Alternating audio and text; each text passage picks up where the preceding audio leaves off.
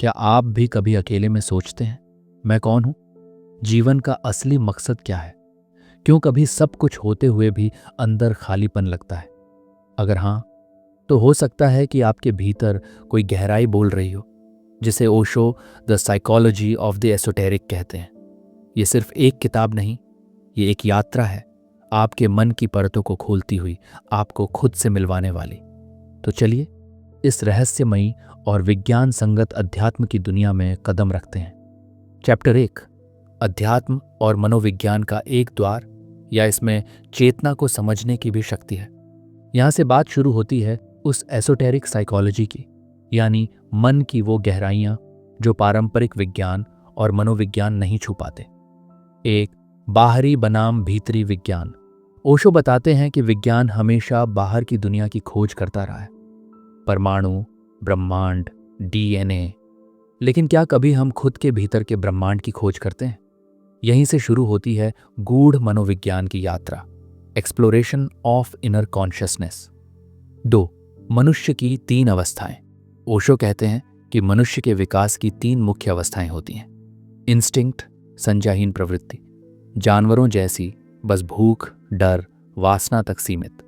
Intellect, बौद्धिकता, सोचने, विश्लेषण करने की क्षमता।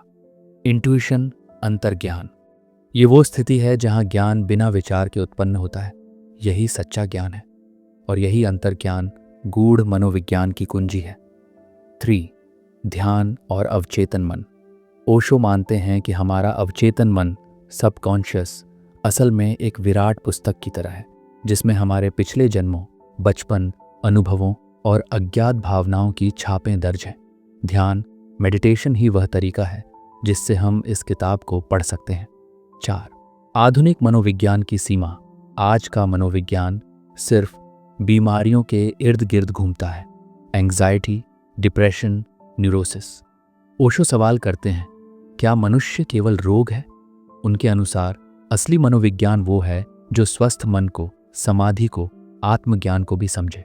ये एक पॉजिटिव साइकोलॉजी है, एक ऐसी जो इंसान की उच्चतम संभावनाओं की खोज करे। 5, धर्म, विज्ञान और ध्यान का संगम। ओशो कहते हैं, ध्यान ही वह पुल है जो विज्ञान को धर्म से जोड़ता है। ये न तो अंधश्रद्धा है, न ही अंधा तर्क। ये एक प्रयोग है भीतर उतरने का, खुद को अनुभव करने का। इस अध्याय में ओशो ने स्पष्ट किया कि सच्चा मनोविज्ञान वह है जो न केवल सोच को समझे, बल्कि सोच से परे चेतना की खोज करे। यह अध्यात्म और विज्ञान का मिलन है, एक ऐसा विज्ञान जो आत्मा की खोज करता है। अगर हमारे भीतर इतनी गहराई है, इतनी अज्ञात ऊर्जा है, तो क्या यह संभव है कि हम खुद को पूरी तरह से फिर से जन्म दे सकते हैं बिना मरे? इसका जवाब ओशो अध्याय 2 में देते हैं, जहां वो बात करते हैं ध्यान के विज्ञान और आंतरिक क्रांति की। क्या आप तैयार हैं भीतर उतरने के अगले चरण के लिए? चैप्टर 2, तकनीकों का परिवर्तन। कल्पना कीजिए कि आपके भीतर एक बीज है, चेतना का बीज। लेकिन यह बीज बिना सही तकनीक के कभी अंकुरित नहीं होता। ओशो इस अध्याय में हमें बताते हैं कि आत्मा की खोज सिर्फ इच्छा से नहीं होती। इसके लिए जरूरी है कुछ आंतरिक वैज्ञानिक विधियां, यानी टेक्निक्स ऑफ ट्रांसफॉर्मेशन। 1, ध्यान, कोई अभ्यास नहीं, एक प्रयोग है। ओशो बार बार ये स्पष्ट करते हैं, ध्यान, मेडिटेशन कोई धार्मिक कर्तव्य नहीं है, बल्कि यह एक प्रयोगशाला में किया गया अनुभव है। जैसे भौतिक विज्ञान में एक्सपेरिमेंट होते हैं, वैसे ही ध्यान हमारे भीतर का प्रयोग है। और जैसे हर प्रयोग के लिए एक तकनीक होती है, वैसे ही ध्यान के भी अलग अलग तरीके होते हैं, हर व्यक्ति की प्रवृत्ति के अनुसार। 2, ऊर्जा का सिद्धांत, energy as the key. Osho के अनुसार इंसान के भीतर असीम ऊर्जा है, लेकिन यह बिखरी हुई है, व्यर्थ जा रही है।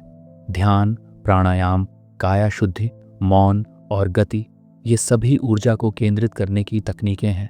ध्यान से हम डिसिपेशन को ट्रांसफॉर्मेशन में बदलते हैं। ये ऊर्जा अब वासना नहीं बनती, बल्कि समाधि का आधार बनती है। तीसरा, गतिशील ध्यान, डायनामिक मेडिटेशन। ओशो यहाँ एक बेहद क्रांतिकारी तकनीक साझा करते हैं, डायनामिक मेडिटेशन। ये पारंपरिक ध्यान से बिल्कुल अलग है। इसमें 5 चरण होते हैं, तेज सांस लेना, भावनात्मक विस्फोट, ऊर्जा की कूद, मौन और नृत्य। इस तकनीक का उद्देश्य है भीतर जमी हुई सप्रेस्ड एनर्जी को मुक्त करना और एक नए स्तर की चेतना तक पहुंचना। ये उन लोगों के लिए है जो आज के तनावपूर्ण जीवन में शांत बैठ नहीं सकते। ओशो कहते हैं, आज का मन स्थिर नहीं है तो ध्यान भी गतिशील होना चाहिए। चौथा, विश्वास नहीं, अनुभव जरूरी है। ओशो का ध्यान धर्म से नहीं, अनुभव से जुड़ा है। वे कहते हैं, ब्लाइंड बिलीफ इज पॉइजन। सिर्फ किताबों से पढ़ा हुआ सत्य सत्य नहीं होता। जब तक आप ध्यान में उतरकर स्वयं न जाने तब तक वह सिर्फ बोरोड नॉलेज है। 5, बाहरी धर्म बनाम आंतरिक धर्म। ध्यान कोई पूजा पाठ नहीं है, न ही मंदिर जाने का नाम है। ये एक आंतरिक तीर्थ है जहां आप स्वयं के भीतर प्रवेश करते हैं। सच्चा धर्म वही है जो आपको स्वयं तक पहुंचाए। रूपांतरण कोई चमत्कार नहीं बल्कि प्रक्रिया है, विज्ञान की तरह। हर आत्मा में ब्रह्म का बीज है, लेकिन उसे खिलाने के लिए ध्यान, मौन और ऊर्जा को दिशा देने वाली तकनीकों की आवश्यकता है। ओशो हमें याद दिलाते हैं, transformation is not moral, it is existential. यानी यह कोई नैतिक सुधार नहीं बल्कि अस्तित्व की गहराई में हुआ बदलाव है। अगर ध्यान से हमारी ऊर्जा रूपांतरित हो सकती है तो क्या यह संभव है कि ध्यान के जरिए हम मृत्यु को भी पार कर सकें? ओशो अगले अध्याय में इसी प्रश्न पर बात करते हैं, मृत्यु और पुनर्जन्म की चेतना पर। क्या आप तैयार हैं इस गूढ़ सच को जानने के लिए? Chapter 3, death is not the end. मृत्यु एक ऐसा शब्द जिससे हम सब डरते हैं, लेकिन क्या आपने कभी यह प्रश्न खुद से पूछा है, मृत्यु का सच क्या है? क्या मौत सब कुछ खत्म कर देती है या कुछ शेष भी रहता है? ओशो इस अध्याय में मृत्यु के रहस्य को खोलते हैं, तर्क, ध्यान और अनुभव के माध्यम से। 1, मृत्यु के प्रति हमारी धारणा एक भ्रम है। ओशो कहते हैं कि मनुष्य मौत से नहीं डरता बल्कि अज्ञात से डरता है। हमें सिखाया गया है कि मृत्यु अंत है, लेकिन ओशो कहते हैं मृत्यु सिर्फ शरीर की समाप्ति है, आत्मा की नहीं। हम मौत को ऐसे देखते हैं जैसे एक दिया बुझ गया, जबकि वास्तव में आत्मा एक रूप से दूसरे रूप में यात्रा कर रही होती है। 2, मृत्यु एक रूपांतरण, एक द्वार। मृत्यु कोई नाश नहीं बल्कि एक ट्रांसफॉर्मेशन है, जैसे बर्फ पानी में और फिर भाप में बदलती है। ओशो इसे एक डोरवे टू रीबर्थ कहते हैं। अगर हमने जीवन में ध्यान सीखा है तो मृत्यु हमारे लिए पीड़ा नहीं, प्रकाश बन सकती है। 3, होश के साथ मरण मृत्यु को साधना बनाता है। इस अध्याय में ओशो एक अद्भुत अवधारणा रखते हैं। अगर इंसान पूरी सजगता, अवेयरनेस से मरे तो वह जन्म मरण के चक्र से मुक्त हो सकता है। ध्यान और होश ही मृत्यु के समय का असली बीमा है, क्योंकि मरते वक्त जो व्यक्ति होश में होता है वह मरता नहीं, सिर्फ शरीर बदलता है। 4, मृत्यु को देखना सीखो, जीवन को जानना शुरू हो जाएगा। ओशो हमें आमंत्रित करते हैं कि हम मृत्यु से भागें नहीं बल्कि उसे देखें, उसका निरीक्षण करें। मृत्यु से आंख मिलाना ही असली आध्यात्म है। वो कहते हैं, you can live truly only if you accept death totally. 5वां, पुनर्जन्म, विज्ञान या कल्पना। पश्चिमी मनोविज्ञान पुनर्जन्म को नहीं मानता, लेकिन ओशो बताते हैं कि ध्यान की गहराई में उतरने वाले कई साधक अपने पूर्व जन्मों की स्मृतियों तक पहुंच सकते हैं। ये कोई धार्मिक अवधारणा नहीं बल्कि भीतर का अनुभव है। जैसे शरीर की कोशिकाओं में मेमोरी होती है, वैसे ही आत्मा में भी अनुभवों की छाप होती है। मृत्यु डरने की चीज नहीं है, ये जीवन का एक अनिवार्य और पवित्र हिस्सा है। अगर हम मृत्यु को समझ लें तो हम जीवन को भी पहली बार संपूर्णता से जी पाएंगे। अगर मृत्यु अंत नहीं है और आत्मा यात्रा करती है, तो क्या यह संभव है कि हमारे वर्तमान जीवन की कठिनाइयां हमारे पिछले जन्मों से जुड़ी हों? ओशो अगले अध्याय में इसी विषय पर बोलते हैं, कर्म, जीवन और पुनर्जन्म के रहस्य पर। क्या आप जानना चाहेंगे कि आपका आज आपके कल से कैसे जुड़ा है? 4 अध्याय, कर्म के नियम, जो बोओगे वही काटोगे। एक साधारण कहावत या एक ब्रह्मांडीय रहस्य। कर्म एक ऐसा शब्द जिसे हम जीवन में बार बार सुनते हैं, लेकिन क्या हमने कभी ठहर कर यह सोचा है कि इसका वास्तविक अर्थ क्या है? ओशो इस अध्याय में इस शब्द के पीछे छिपे गूढ़ सत्य को उजागर करते हैं। वे कर्म को न तो एक धार्मिक दंड प्रणाली मानते हैं और न ही कोई नैतिक डराने वाली कल्पना, बल्कि वे इसे एक आंतरिक विज्ञान, एक सूक्ष्म लेकिन अचूक ब्रह्मांडीय सिद्धांत के रूप में प्रस्तुत करते हैं। ओशो कहते हैं, कर्म कोई सज्जा या इनाम नहीं है, ये केवल कारण और परिणाम, कॉज एंड इफेक्ट का स्वाभाविक नियम है। जिस प्रकार गुरुत्वाकर्षण का नियम किसी को व्यक्तिगत रूप से दंड नहीं देता, वैसे ही कर्म का नियम भी भावनाओं या नैतिकता के आधार पर काम नहीं करता। ये बिल्कुल तटस्थ है, निष्पक्ष है और अचूक भी। एक कर्म, एक चेतनात्मक विज्ञान, न कि धार्मिक व्यवस्था। ओशो इस भ्रम को तोड़ते हैं कि कर्म कोई धर्म आधारित धारणा है जो हमें अच्छे या बुरे कर्मों के लिए स्वर्ग या नर्क का भय दिखाकर नियंत्रित करती है। इसके विपरीत वे बताते हैं कि कर्म एक नैतिक नहीं बल्कि यांत्रिक प्रक्रिया है। आप जो कुछ भी सोचते हैं, जो कुछ भी अनुभव करते हैं और जो भी कार्य करते हैं, वह सब एक ऊर्जा के रूप में ब्रह्मांड में गूंजता है और फिर आपके ही जीवन में किसी न किसी रूप में लौट कर आता है। इसका मतलब ये है कि हम अपने भविष्य के निर्माता हैं।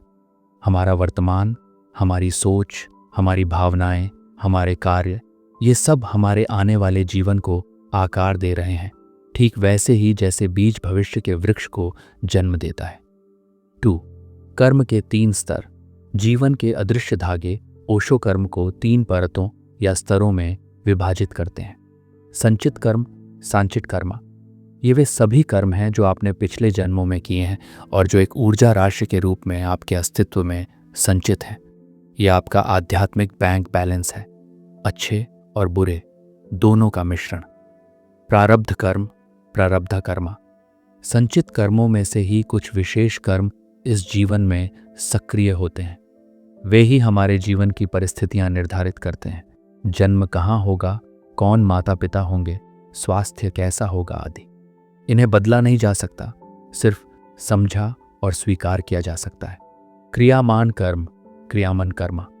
ये वह कर्म है जो हम इस क्षण कर रहे हैं। यही वह क्षेत्र है जहां हमें सबसे ज्यादा स्वतंत्रता प्राप्त है। वर्तमान में की गई सजग क्रियाएं भविष्य को पुनः गढ़ सकती हैं और यहां तक कि धीरे धीरे संचित व प्रारब्ध कर्मों के प्रभाव को भी कमजोर कर सकती हैं। ओशो कहते हैं कि ध्यान और जागरूकता के माध्यम से इंसान अपने क्रियामान कर्मों को इतना शुद्ध और सजग बना सकता है कि धीरे धीरे वह कार्मिक साइकिल से मुक्त होने लगता। 3. कर्म और चेतना। बेहोशी से बंधन, सजगता से मुक्ति। यहाँ ओशो एक क्रांतिकारी विचार रखते हैं। Unconscious action is bondage, conscious action is liberation. जब हम अनजाने में बिना सोचे समझे भावनाओं में बहकर कर्म करते हैं तो वे कर्म हमारे लिए बंधन बन जाते हैं। हर प्रतिक्रिया, हर गुस्से, हर लालच, हर ईर्ष्या में हम एक नया कर्म बंधन जोड़ लेते हैं। लेकिन जब हम सजगता के साथ पूरी चेतना से एक गवाह की तरह कर्म करते हैं, तब वह कर्म नहीं, एक ध्यान बन जाता है। सजगता कर्म को ट्रांसफॉर्म कर देती है। वह कर्म से मुक्ति की ओर पहला कदम बन जाती है। 4 कर्म एक दास्ता नहीं, एक अवसर है। ओशो ये स्पष्ट करते हैं कि कर्म हमें बांधता नहीं, हम स्वयं अपने कर्मों से बंधते हैं, क्योंकि हम बेहोशी में जीते हैं। अगर हम हर क्षण को जागरूकता से जिए तो हर कर्म एक अवसर बन सकता है, आत्मविकास का, आत्मनिरीक्षण का। यह समझना जरूरी है कि हर कार्य के पीछे हमारी स्वतंत्रता छिपी होती है। हमें सिर्फ उसे देखना और चुनना होता है, होशपूर्वक। इस सजगता के साथ किया गया कोई भी कार्य हमारे व्यक्तित्व और चेतना में ऐसा परिवर्तन ला सकता है जो पुराने कर्मों की छाया को भी मिटा सकता है और हम अपने भीतर गहरी शांति का अनुभव करते हैं। ध्यान एक ऐसी प्रक्रिया है जो हमारी ऊर्जा को सही दिशा में मार्गदर्शित करती है और हमारे आत्मिक उत्थान में सहायक बनती है। शौर, ध्यान में मस्तिष्क की शांति। ओशो एक और महत्वपूर्ण बात कहते हैं, mind is a great servant but a terrible master. उनका कहना है कि हमारा मस्तिष्क एक अद्भुत सेवक हो सकता है, लेकिन यदि हम इसे पूरी तरह से नियंत्रित नहीं करते तो यह हमारे जीवन का मालिक बन जाता है और हमें मानसिक तनाव, चिंता और भ्रम में फंसा देता है। ध्यान में हम अपने मस्तिष्क को सजगता से नियंत्रित करते हैं, जिससे वह हमारी सेवा में आता है और हमें शांति का अनुभव होता है।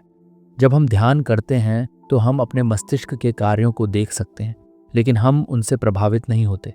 हम केवल उनका निरीक्षण करते हैं और इस प्रक्रिया में हम मानसिक शांति की स्थिति तक पहुंच जाते हैं। ध्यान हमें यह सिखाता है कि मस्तिष्क और विचारों से परे एक और वास्तविकता है, वह शांति जो हमारे भीतर पहले से विद्यमान है। 5. ध्यान जीवन का तरीका, न कि कोई कार्य। ओशो के अनुसार ध्यान सिर्फ एक विशेष गतिविधि नहीं है जिसे हम किसी विशिष्ट समय में करते हैं, बल्कि यह जीवन जीने का तरीका है। ये एक आंतरिक यात्रा है जो हमें हमारे असली स्वरूप तक ले जाती है।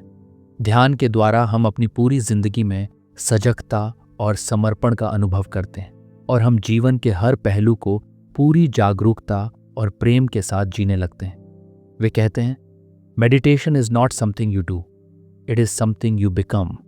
ध्यान केवल एक कार्य नहीं है जिसे आप करते हैं, बल्कि यह एक प्रक्रिया है जिससे आप बदलते हैं और अपने जीवन को पूरी तरह से नए दृष्टिकोण से जीते हैं। ध्यान जीवन के हर पहलू में उपस्थिति और संतुलन की भावना को लाता है, जिससे हमारा अस्तित्व और भी सशक्त और शांतिपूर्ण बनता है। ध्यान सिर्फ एक साधना नहीं है, बल्कि यह एक गहरी ऊर्जा विज्ञान है जो हमारी मानसिक और शारीरिक अवस्था को संतुलित करता है। यह हमें मानसिक चक्रों से बाहर निकालकर शांति, संतुलन और आत्मिक उन्नति की ओर मार्गदर्शित करता है। ध्यान जीवन के हर पहलू को संजीवित करता है और हमें अपनी असली शक्ति का अनुभव कराता है जो हमारे भीतर पहले से ही विद्यमान है। अंत में ओशो हमें एक गहरा सवाल पूछते हैं जो इस अध्याय को और भी प्रेरणादायक बनाता है। अगर ध्यान से हम अपने भीतर की शक्ति को पहचान सकते हैं, तो क्या ध्यान के जरिए हम अपने जीवन की परिस्थितियों को भी बदल सकते हैं?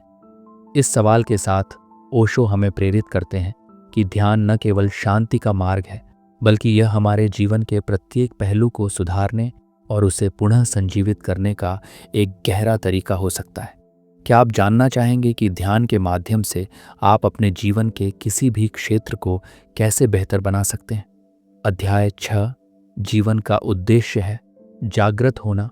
The purpose of life is to be awake. क्या आपने कभी अपनी जिंदगी में रुककर यह प्रश्न किया है, मैं कौन हूं? मैं क्यों हूं? क्या मेरा जीवन केवल दिन रात के क्रम में जीने, खाने, कमाने और एक दिन मर जाने के लिए है?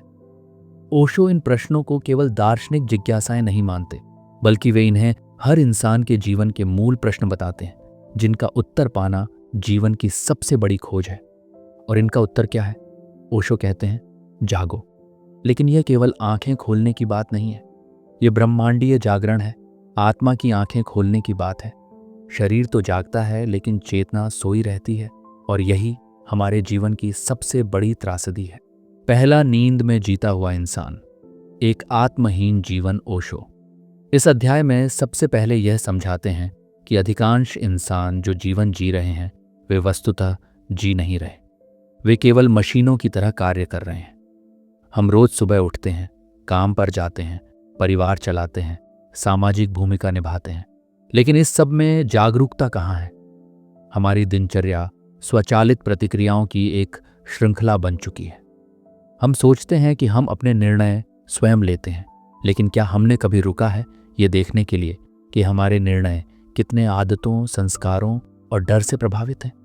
ओशो कहते हैं, आपकी शारीरिक रूप से जिंदगी है, लेकिन आध्यात्मिक रूप से आप सो रहे हैं। तुम जैविक रूप से जीवित हो सकते हो, लेकिन आत्मिक रूप से तुम सो रहे हो। और यही आत्मिक निद्रा ही जीवन की जड़ता और निरर्थकता का कारण बन जाती है। 2. जागृति क्या है? सजगता का विज्ञान। ओशो के अनुसार जागृति का अर्थ है हर पल को पूर्णता से जीना। मतलब जब आप कोई कार्य कर रहे हो, बोलना, खाना, चलना, सोचना, तो क्या आप उसमें पूरी तरह उपस्थित हैं? या आपका शरीर वहां है, लेकिन मन कहीं और भटक रहा है? जागृति का मतलब है संपूर्ण सजगता। ये कोई विचार नहीं है, ये एक स्थिति है जहां मन शांत होता है और आप उसी क्षण के साथ एक हो जाते हैं। ओशो ध्यान की बात करते हैं। ध्यान कोई क्रिया नहीं, बल्कि जागने का माध्यम है। ध्यान हमारे भीतर उस गहराई तक ले जाता है जहां विचारों की लहरें शांत हो जाती हैं और हम स्वयं को अनुभव करते हैं निर्विचार, निस्वार्थ, शुद्ध। 3. जीवन का उद्देश्य बाहर नहीं, भीतर है। सामान्यतः हम जीवन का उद्देश्य बाहर ढूंढते हैं, एक अच्छा करियर, बैंक बैलेंस, रिश्ते, सम्मान, यात्रा, मकान। लेकिन ओशो चुनौती देते हैं इस सोच को। वे कहते हैं सच्चा उद्देश्य भीतर है, स्वयं को जानना। Know thy self. ये मानव इतिहास की सबसे पुरानी लेकिन सबसे अनदेखी सलाह है। जब तक हम अपने भीतर के केंद्र, अपने अस्तित्व की ऊर्जा, अपने मूल स्रोत से संपर्क नहीं करते, तब तक हम केवल भ्रमित यात्राएं कर रहे होते हैं। बाहर की दुनिया में उद्देश्य बदलते रहते हैं, लेकिन आत्मा का उद्देश्य एक ही है। जागो, स्वयं को पहचानो और पूर्णता से जियो। 4. शिक्षा नहीं, आत्मबोध जरूरी है। ओशो आधुनिक शिक्षा व्यवस्था की आलोचना करते हैं। वे कहते हैं आज की शिक्षा ज्ञान नहीं देती, केवल जानकारी का बोझ देती है। हमारे दिमाग में तथ्यों का ढेर है, लेकिन क्या हम सजग हैं? क्या हम अपनी भीतर की प्रकृति से परिचित हैं? The function of real education is to awaken you, not to fill you with borrowed information. सच्ची शिक्षा का कार्य है तुम्हें जागृत करना, न कि उधारी की जानकारी से भरना। ओशो मानते हैं कि ध्यान को शिक्षा का मूल होना चाहिए, क्योंकि ध्यान ही वह उपकरण है जो हमें भीतर की किताब पढ़ने की क्षमता देता है। 5. जब जागृति आती है, जीवन रूपांतरित हो जाता है। एक बार यदि व्यक्ति जागृत हो जाए तो जीवन की पूरी व्याख्या बदल जाती है। वह प्रतिक्रिया नहीं करता, बल्कि सजग उत्तर देता है। उसके भीतर भय, क्रोध, लोभ जैसे भाव स्वतः समाप्त हो जाते हैं। वह प्रत्येक क्षण को जीता है। वह केवल समय नहीं बिताता, वह जीवन को अनुभव करता है। ओशो कहते हैं One awakened soul is more powerful than 1,000 asleep minds. एक जागृत आत्मा 1000 सोते हुए मनों से अधिक शक्तिशाली होती है। जैसे एक दीपक पूरे अंधेरे कमरे को बदल सकता है, वैसे ही एक सजग व्यक्ति अपने पूरे वातावरण को रूपांतरित कर सकता है। इस अध्याय का सार यह है कि जीवन का उद्देश्य केवल जीना नहीं है, बल्कि जाग कर जीना है। ध्यान, सजगता और आत्मनिरीक्षण, यही वो 3 मुख्य मार्ग हैं जो हमें वास्तविक जागृति की ओर ले जाते हैं। बाहरी उपलब्धियां चाहे जितनी हों, अगर भीतर का दीपक नहीं जला तो जीवन अधूरा रह जाता है। अगर जागृति ही जीवन का परम उद्देश्य है, तो क्या यह संभव है कि हम अपने सपनों में भी जाग सकें? ओशो अगले अध्याय में इसी रहस्य की परतें खोलते हैं, जहां हम जानेंगे कि कैसे ध्यान के माध्यम से हम स्वप्नों की दुनिया में भी सजग हो सकते हैं। स्वप्न, अवचेतन और गहन चेतना की वह यात्रा जो हमारे अस्तित्व को नई दिशा दे सकती है। क्या आप तैयार हैं उस गहराई में उतरने के लिए? आइए अगले अध्याय में मिलते हैं, चेतन स्वप्नों की दुनिया में। Chapter 7, dream and reality. क्या आपने कभी ऐसा सपना देखा है जो आपको सच लगा, या कभी सोचा है कि यह जागृत जीवन भी कहीं एक सपना तो नहीं? ओशो इस अध्याय में सपनों और वास्तविकता के बीच की गहराई को उजागर करते हैं और बताते हैं कि हम जितना खुद को जागृत मानते हैं, असल में हम उतने ही गहरे अवचेतन में डूबे हुए हैं। 1. सपनों की दुनिया, अवचेतन की भाषा। ओशो कहते हैं कि हमारे सपने केवल बेतुके दृश्य नहीं होते, बल्कि अवचेतन मन की भाषा है। हर सपना कुछ कहता है। वह हमारे भीतर छुपी इच्छाओं, डर और दबे हुए भावों की अभिव्यक्ति है। Dreams are the whispers of your unconscious. जैसे जैसे ध्यान बढ़ता है, आप इन सपनों को सुनने, समझने और उनके पीछे छिपे संकेतों को जानने में सक्षम हो जाते हैं। 2. जागृत जीवन भी सपना हो सकता है। ओशो एक चौंकाने वाला विचार रखते हैं। Until you are totally conscious, your waking life is just another kind of dream. यानी जब तक आप पूर्ण रूप से सजग नहीं होते, तब तक आपका दिनचर्या भी बस एक मशीनी नींद ही है। आप देख तो रहे हैं, लेकिन पूरी तरह जागे नहीं हैं। ये विचार हमें गहराई से सोचने पर मजबूर करता है। क्या हम वास्तव में जागे हुए हैं? 3. सपनों का उद्देश्य क्या है? ओशो बताते हैं कि सपनों का एक मनोवैज्ञानिक उद्देश्य होता है। जब दिन भर की दबी भावनाएं, अधूरी इच्छाएं और अनजाने डर भीतर ही भीतर उबलते रहते हैं, तो सपना एक सेफ्टी वॉल्व बनता है। ये मन को संतुलित करने का प्रयास है, ताकि आप पागल ना हो जाएं। लेकिन ध्यान करने वाला व्यक्ति इन भावनाओं को जागते हुए ही देख और मुक्त कर सकता है, इसलिए उसके सपने कम होते जाते हैं। 4. सपने और ध्यान का संबंध। जैसे जैसे आप ध्यान की गहराई में उतरते हैं, आपका अवचेतन मन साफ होने लगता है। सपनों की मात्रा घटती है और सजग सपने, लूसिड ड्रीम्स या स्वप्नदर्शिता की स्थिति पैदा होती है। ओशो कहते हैं, a meditator can become aware even in dreams. ये जागृति का उच्चतम स्तर है, जहां आप सोते हुए भी जागे होते हैं। 5. सपना टूटता है लेकिन जागरूकता नहीं। जब कोई सपना खत्म होता है आप उसे खो देते हैं, लेकिन जब जागृति आती है वह कभी नहीं खोती। ध्यान से प्राप्त सजगता आपके अस्तित्व का हिस्सा बन जाती है। वह सपना नहीं, वास्तविकता से भी अधिक वास्तविक होती है। सपने हमारे अवचेतन की खिड़की हैं। जब तक हम ध्यान के माध्यम से अपने भीतर की सफाई नहीं करते, तब तक हम सपनों में ही जीते रहते हैं, चाहे नींद में हो या जागृत अवस्था में। ध्यान ही वह तरीका है जो हमें सपनों से वास्तविकता की ओर ले जाता है। The psychology of the esoteric कोई साधारण किताब नहीं, यह भीतर की यात्रा है। ओशो हमें उस मार्ग पर ले चलते हैं जहां विज्ञान और अध्यात्म एक दूसरे को नकारते नहीं, बल्कि पूरक बन जाते हैं। पहले अध्याय में उन्होंने बताया कि ध्यान कोई अभ्यास नहीं, वह मन की मृत्यु है ताकि चेतना जन्म ले सके। फिर उन्होंने शरीर, तंत्र और ऊर्जा केंद्रों की बारीकी से व्याख्या की, जहां उन्होंने दिखाया कि मनोविज्ञान और आध्यात्म साथ मिलकर कैसे कार्य करते हैं। सपनों से लेकर मृत्यु तक ओशो ने बार बार हमें सजग होने का आह्वान किया। उनका संदेश स्पष्ट है, जो तुम देख रहे हो वह सब अस्थायी है, लेकिन जो देख रहा है वह शाश्वत है। इस किताब का हर अध्याय अंतर्मुखी यात्रा की एक सीढ़ी है, जहां आप अपने भ्रम, भय, अहंकार से मुक्त होकर अपनी सच्ची आत्मा तक पहुंचते हो। ध्यान, मृत्यु, ऊर्जा, समय, सब कुछ अंततः आपको एक ही बिंदु पर लाकर खड़ा करता है। जागो अभी, यहीं।